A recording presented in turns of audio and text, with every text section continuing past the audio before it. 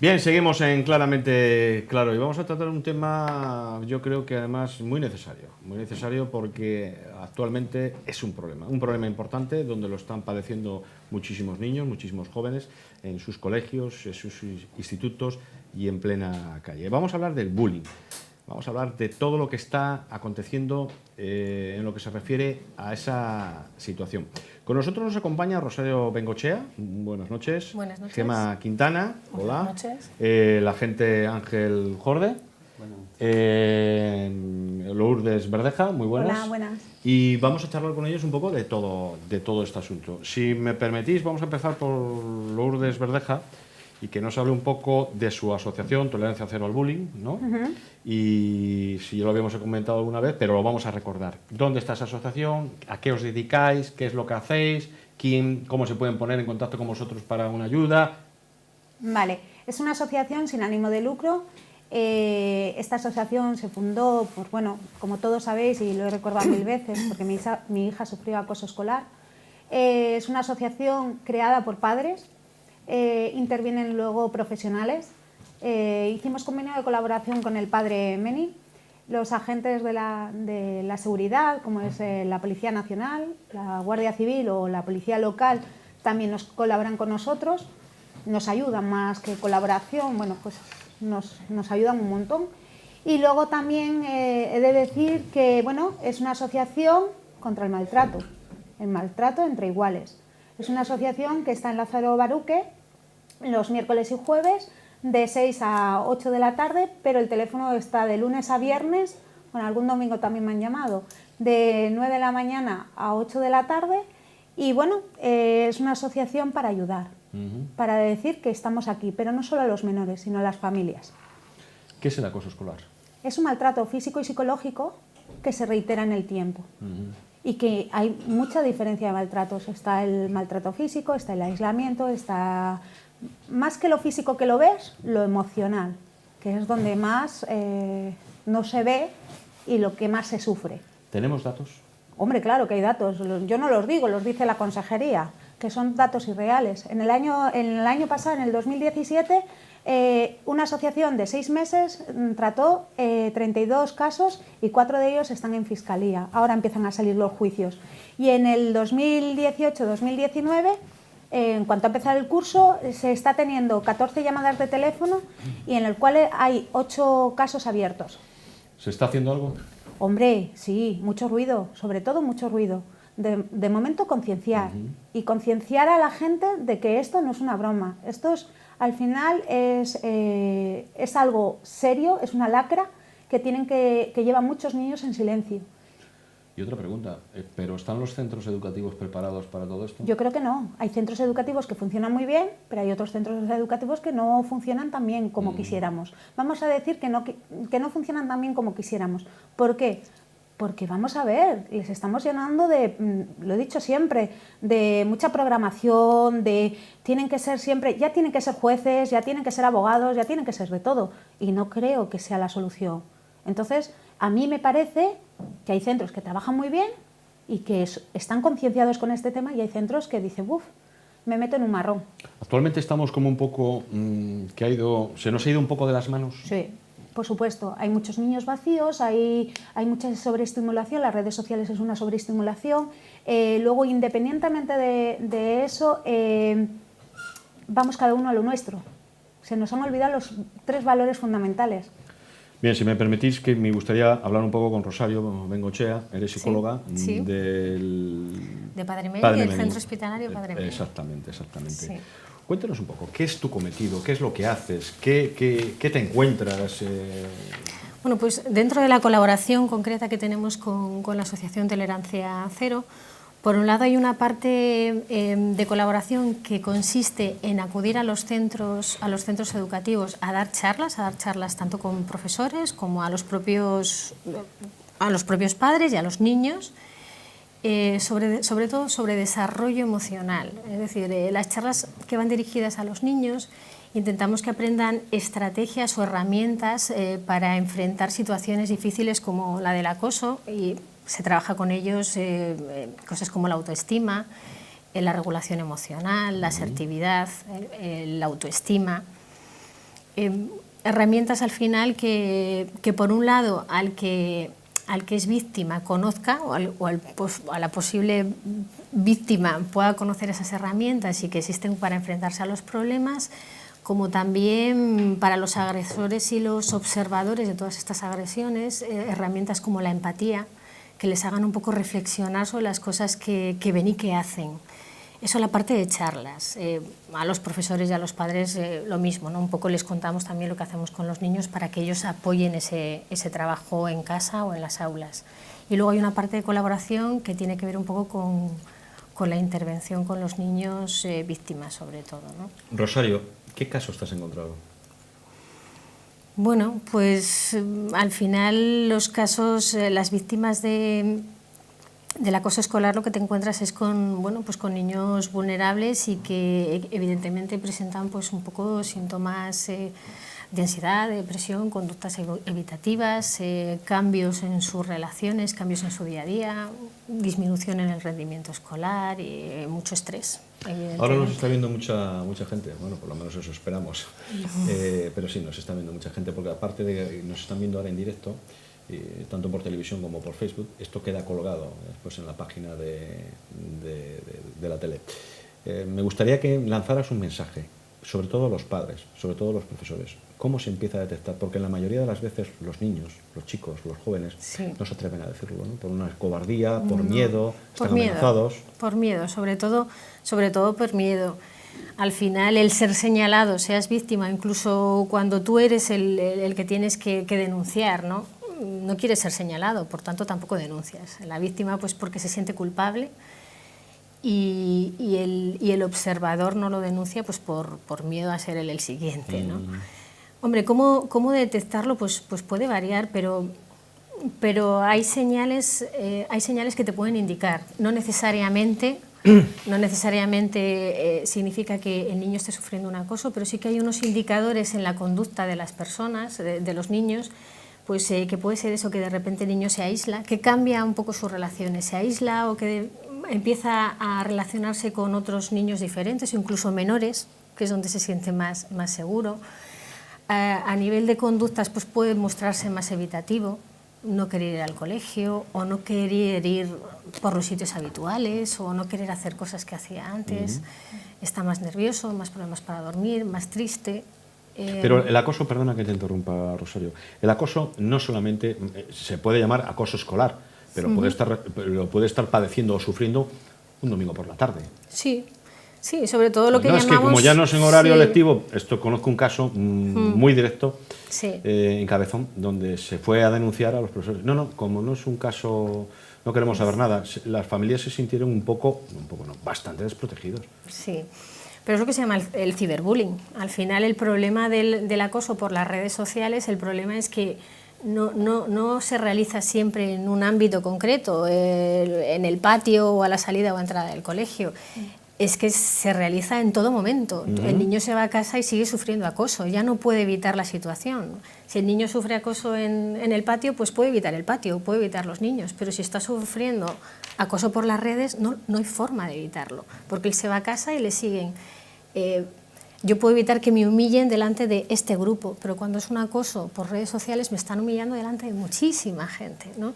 Entonces, este es el riesgo del ciberbullying, y esto tiene su foco en el ámbito escolar, pero va mucho más allá, pero sigue siendo acoso y muy grave también. Ángel, ¿qué hacemos? ¿O qué se puede hacer? Bueno, mira... ¿O qué podemos ir haciendo? Nosotros te hablo en principio como policía, después si quieres te hablo como padre, ¿no?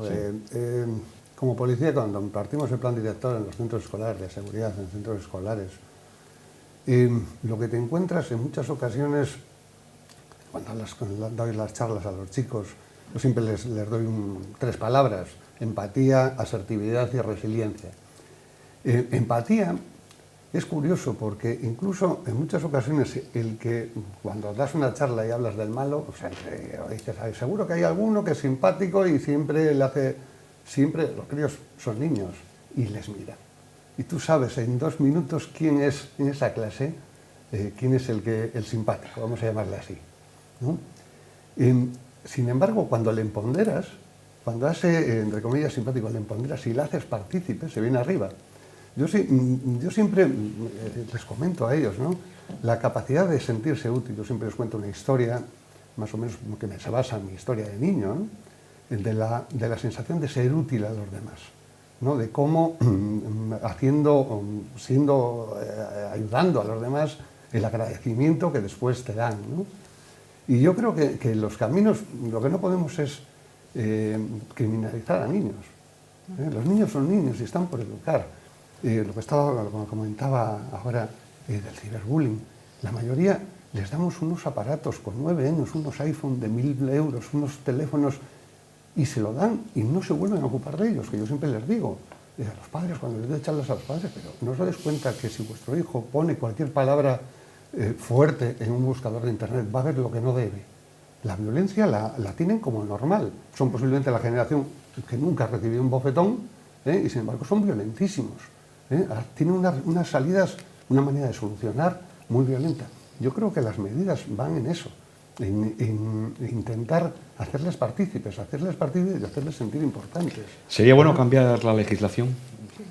Nosotros, legislación, a ver, nos limitamos a cumplirla. Sí, no, por supuesto, es Yo una lo que opinión. digo, Yo te tenemos digo que sí. una maravillosa Yo te digo que Constitución, sí. que tenemos unos artículos que nos dice que la integridad de la persona hay que protegerla, y a los niños en especial. Y a los niños, cuando les damos un teléfono móvil y les abrasamos a publicidad de juegos violentos, los padres, cuando van a esas charlas y ves que hay cuatro padres, 5 padres, que posiblemente sean los que menos lo necesitan, el resto es que no va con ellos. Sí, es que pensarán que su hijo nunca haría eso. La legislación no está en el día a día. Le voy a dar la vuelta. Vamos a darle la vuelta a la pregunta. Hoy en día, si un menor comete una gamberrada, el responsable son los padres. La responsabilidad civil la tienen desde los 0 hasta los 18. La civil.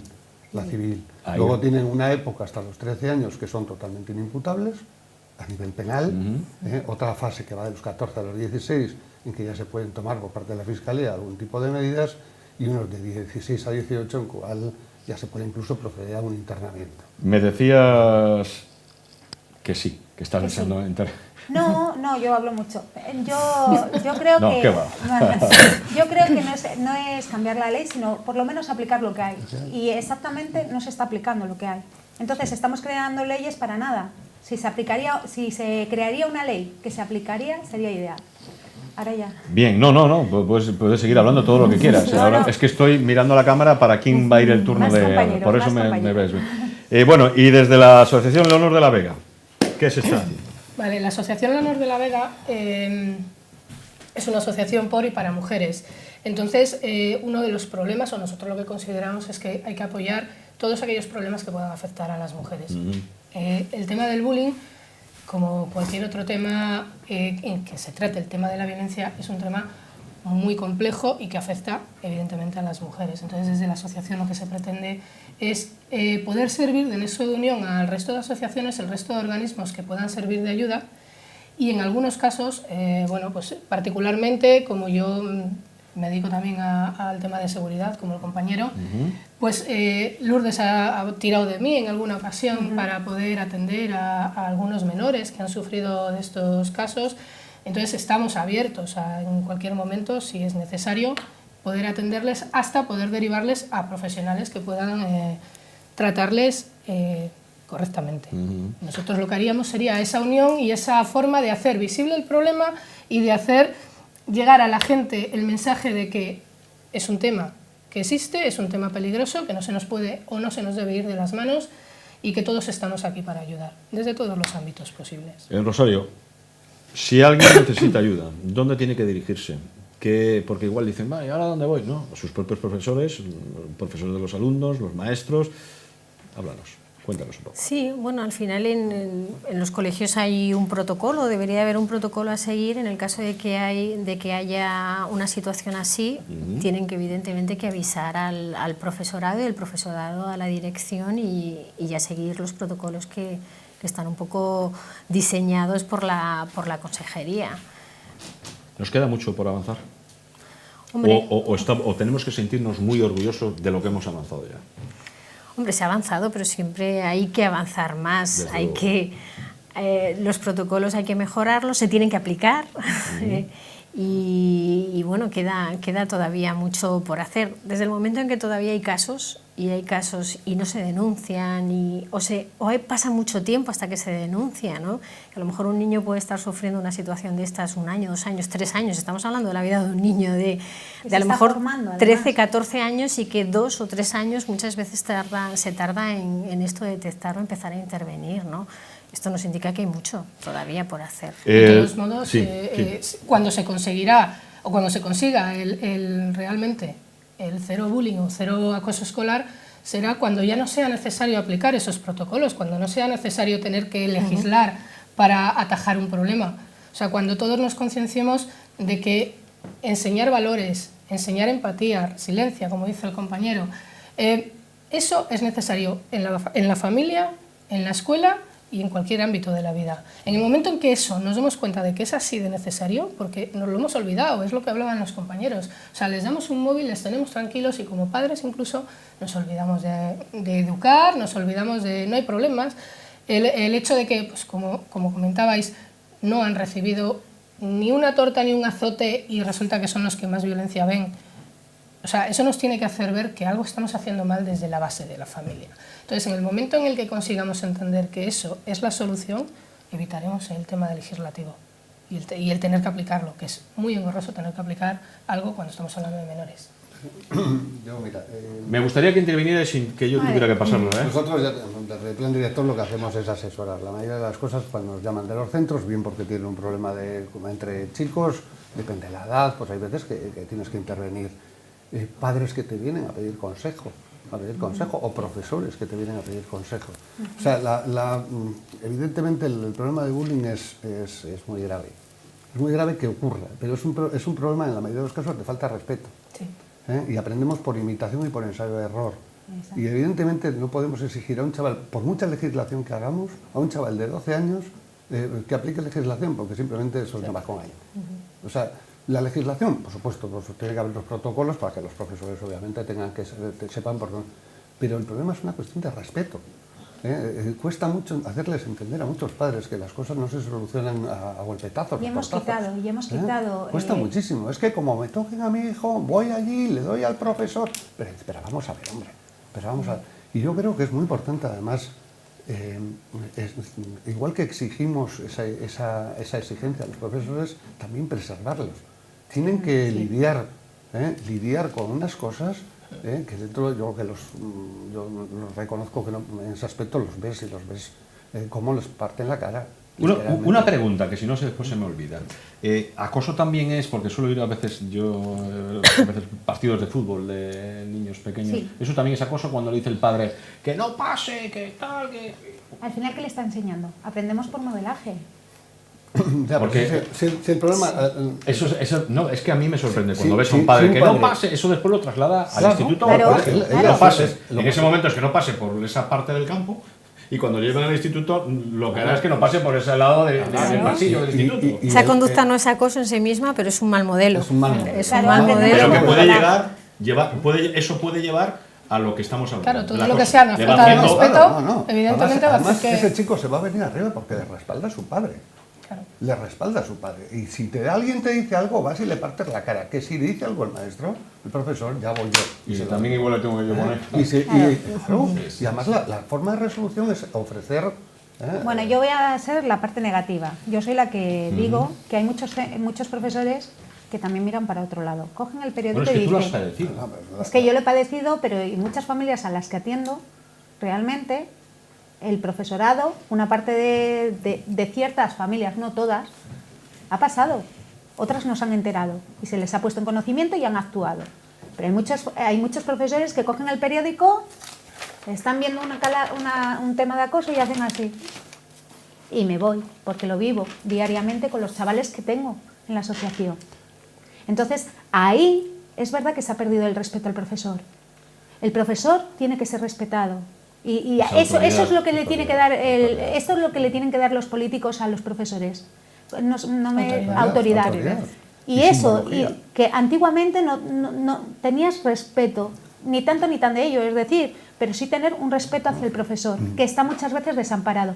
Pero también he de decir que hay profesores y colegios que intentan taparlo para no encontrarse con la movida luego con la familia, para luego no sé qué, o porque hay mucho protocolo que hacer, mucha burocracia, y entonces prefiero pasar de hacer todos estos trámites. Yo tengo 2 hijas, la una ya ha terminado la carrera, pero la otra está en el instituto y me hace gracia porque nos llama de vez en cuando alguna profesora y nos dice, reunión, ¿no? Entonces vas, ¿qué es lo que ocurre? Sí. Estoy hablando en mi caso para no tener que comentar a otros.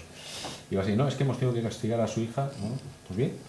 No, pero es que la hemos, bueno, bien, dice, no, es que tenemos que decir si hemos castigado, bueno, si lo ha castigado es porque seguro será por algo. Dice, ya, pero la mayoría de los padres no vienen como usted. No aceptan nada. No. ¿Cómo que la ha castigado? Pues en este caso se ha castigado a mi hija, por algo será. No, pero claro, pero eso sería, las que tenemos igual tenemos cierta visión, hoy en día no se acepta. Es que por parte de los padres, el momento que perdemos la simbología, cuando vamos a un juzgado vemos a su señoría, vemos al fiscal, vemos cada uno con sus símbolos. Yo vengo aquí con mi simbología. No es lo mismo, a mí no me dicen lo mismo que a un profesor. Somos personas. O sea, no tenemos, y aún así se atreven ya a decir cosas yo a los profes muchas veces se lo digo, es que la simbología es importante, es que no os podéis poner a la altura. Un padre si te viene faltando al respeto, es que no hay nada más que hablar. No tienes que intentar seguir, porque ellos, la verdad que hay veces que intentan dialogar con ellos en situaciones, pues, y al final acaban en un juzgado. Y no necesariamente eso es necesario, con esa gente no se puede hablar. Nosotros estamos como mediadores, nosotros intervenimos como mediadores entre las familias y los centros educativos, y está funcionando. Sí, aquí tomábamos nota del mediador, la necesidad de un mediador. Claro, y tiene que ser alguien externo del centro educativo, que sea objetivo, y funciona.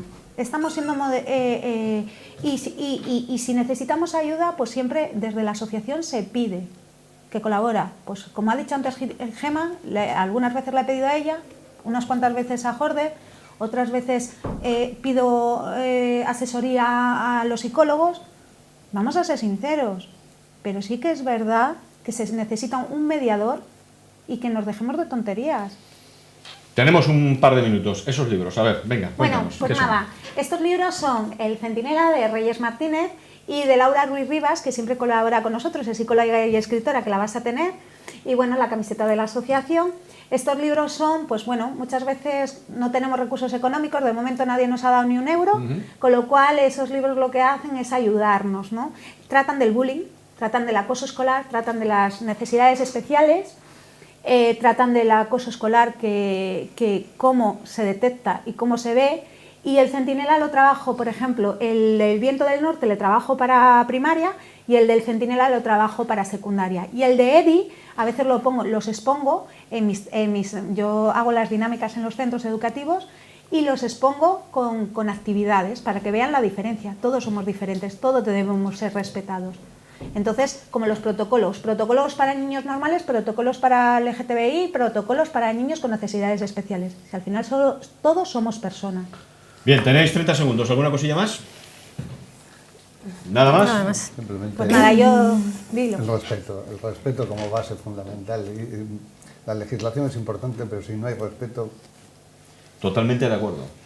Yo quiero agradecer a mis compañeros que hayan venido y... Oye, y además vais a agradecer- venir las gracias, ¿no? Sí, cuenta conmigo que yo de esta te quito el puesto casi. Bien, bien. Mira, me desprendería un poco de trabajo así No, contigo, deja. Yo- Bien, pues muchísimas gracias. Muchas gracias a ti. Otro día nos veremos, a ver si dentro de un par de meses o 3 volvéis Muy bien. por aquí, seguimos charlando, porque yo creo que es un tema muy interesante, Encantados. más que interesante, muy necesario. Y que no allí- se tiene que normalizar, se tiene que claro. escuchar y concienciar. Exactamente. Bien, nos vamos a otra entrevista sobre más o menos el mismo asunto. Venga, vamos a la publicidad.